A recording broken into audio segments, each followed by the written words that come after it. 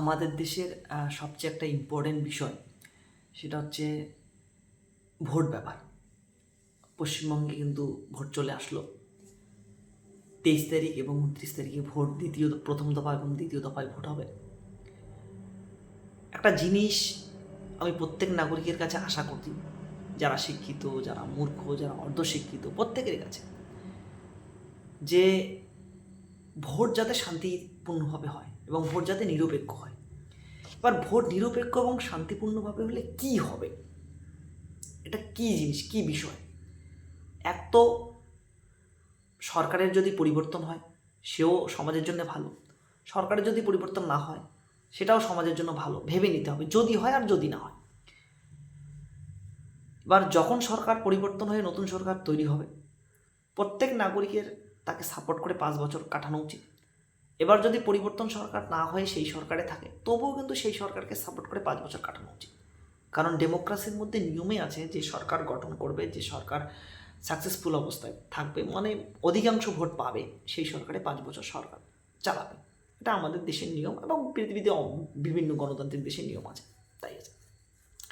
কিন্তু আমাদের রাজ্যের জনগণ বা আমাদের দেশের কয়েকটা রাজ্যের জনগণ, ধরো আমাদের রাজ্যেরই জনগণ যদি ভাবি, তো এখনও পর্যন্ত আমাদের রাজ্যের জনগণের যদি আপনি ইতিহাস দেখেন, সে দীর্ঘ 34 বছর থেকে শুরু করে কংগ্রেস আমলে কী হয়েছে, তখন তো আমরা ছিলাম না, জানতাম না। 34 বছর আমলটা আমরা অতটা বেশি জানতে পাইনি, বুঝতে পাইনি। কিন্তু আফটারঅল কিছু পড়াশোনা করার পর বা কিছু জানার পর এটা আমাদের ফিল হয়, বা রাজনীতি বা পলিটিক্স সম্পর্কে কিছু ধারণা লাভের পর এটা ফিল হয় যে পশ্চিমবঙ্গের জনগণ কিন্তু অনেক পিছিয়ে। পশ্চিমবঙ্গের জনগণ বা পশ্চিমবঙ্গের ভোটাররা অনেক পিছিয়ে। সেটা আমি করাপশনের দিক থেকেও হতে পারে, ভয়ের দিক থেকেও হতে পারে, বা দাঙ্গাবাজির দিক থেকেও হতে পারে, বা ছাপ্পা ভোটের দিক থেকেও হতে পারে। হয়তো কেউ না কেউ জিতে যাবে। ধরো যদি টিএমসিও জেতে, তবু কিন্তু জনগণের তেমন কোনো লাভ নেই। বা যদি বিজেপিও জেতে, তবু কিন্তু জনগণের তেমন কোনো লাভ নেই। কারণ এখানে দেখবেন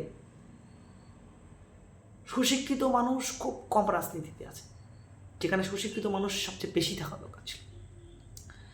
আপনার এমন একজন এমএলএ বা এমন একজন এমপি আছে বলে মনে হবে না, যারা সমাজের জন্য 100% বা 90% কমসে কম যে জায়গা থেকে জিতেছে, সমাজের ভালো উপকার করতে পারবে, এমন মানুষের খুব অভাব আপনি দেখবেন।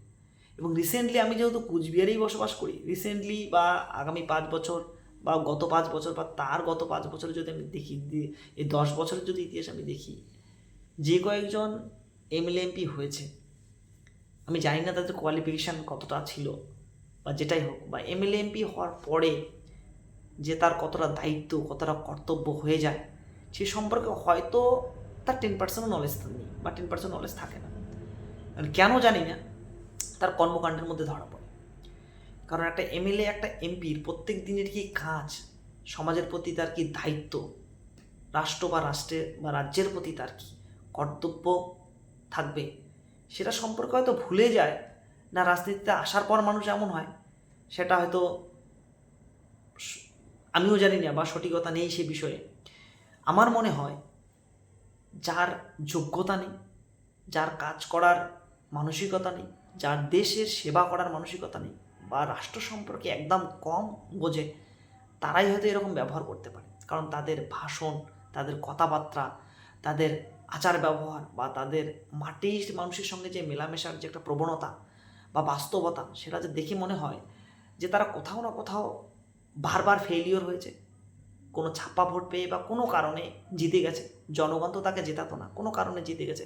বা ভবিষ্যতে যারা জিতবে তারাও হয়তো কোনো কারণে জিতে যাবে, বা জিতে কোনো কারণে যাওয়ার পরেও তার যে কর্তব্য, তার যে কাজ, সে সম্পর্কে তারা কোনোদিন নলেজ গেইন করারও চেষ্টা করে না।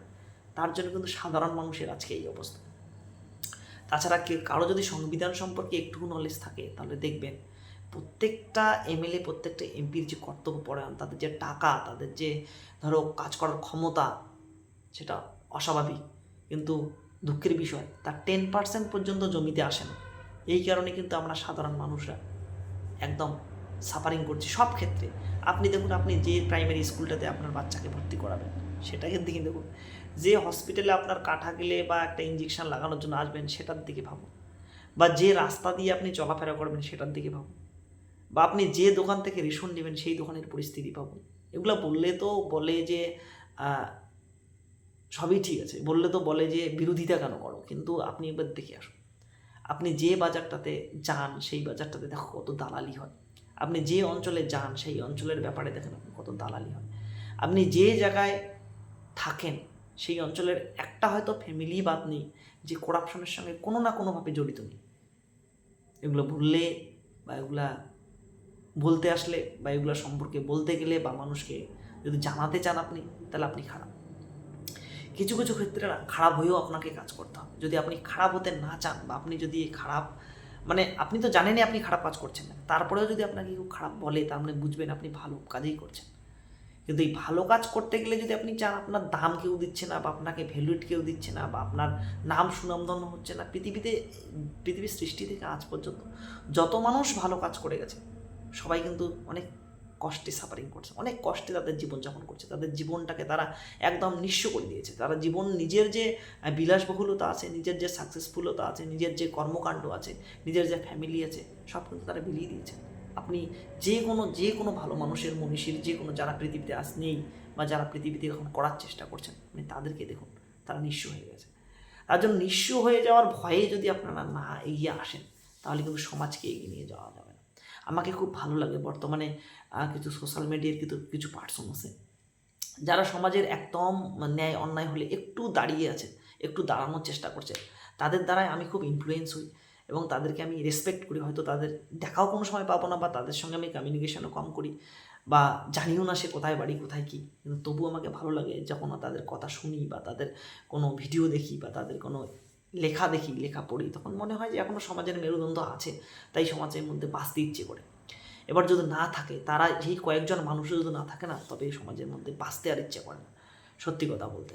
তো আপনারা সবাই যে যেখানে থাকুন একটু অনেস্টলি চলুন, মানে অনেস্টলি ভোটটা দিন এবং যে পার্টিকে দিতে পারেন। আমার এই ভিডিও করার মানে এই না যে আপনি এ পার্টিকে দিন বা বি পার্টিকে দিন বা সি পলিটিক্যাল পার্টিকে দিন। আমার কোনো বলারও আপনার অধিকার নেই যে আপনি একে ভোট দিন ওকে ভোট দেবেন না, কারণ আপনিই ভালো বোঝেন সবচেয়ে আপনার সঙ্গে কি হয়েছে বা আপনি কাকে ভোট দিলে আপনি ভালোভাবে থাকতে পারবেন বা কাকে ভোট দিলে ভালোভাবে থাকতে পারবেন না, সেটা আপনার কাছে নলেজেবল যথেষ্ট আছে। তাই আপনার ভোট, প্রত্যেকেরই ভোট অসীম মূল্যে। আপনারা কিন্তু ভাবতে পারেন যে একটা ভোট, দুইটা ভোট, পাঁচটা ভোটে কী হবে। আপনি জানেন যে পৃথিবীর সবচেয়ে বড় লার্জেস্ট ডেমোক্রেসি কান্ট্রির আপনি একজন সদস্য। পৃথিবীতে এমন আর একটা বড় ডেমোক্রেসি নেই যেখানে তাদের ভোটাধিকার প্রয়োগ করতে পারে।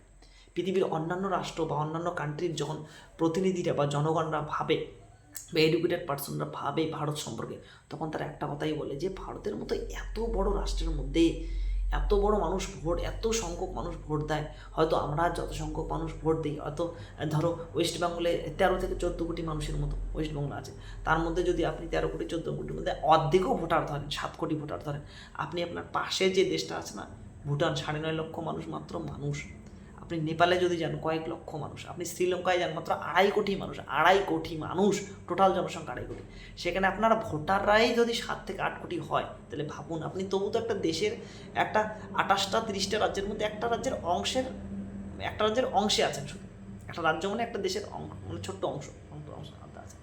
তারপরেও আপনার সরকার, সে ভারত সরকারই হোক, রাজ্য সরকারই হোক বা আপনার ডেমোক্রেসি সিস্টেমই হোক, আপনাকে প্রত্যেক 5 বছর পর পর ভোট দেওয়ার যে অধিকার আপনাদের দিচ্ছে, সে পঞ্চায়েত ভোটে হোক, বিধানসভা নির্বাচনে হোক বা লোকসভা নির্বাচনে, আপনি নিজেকে ভাগ্যবান মনে করুন।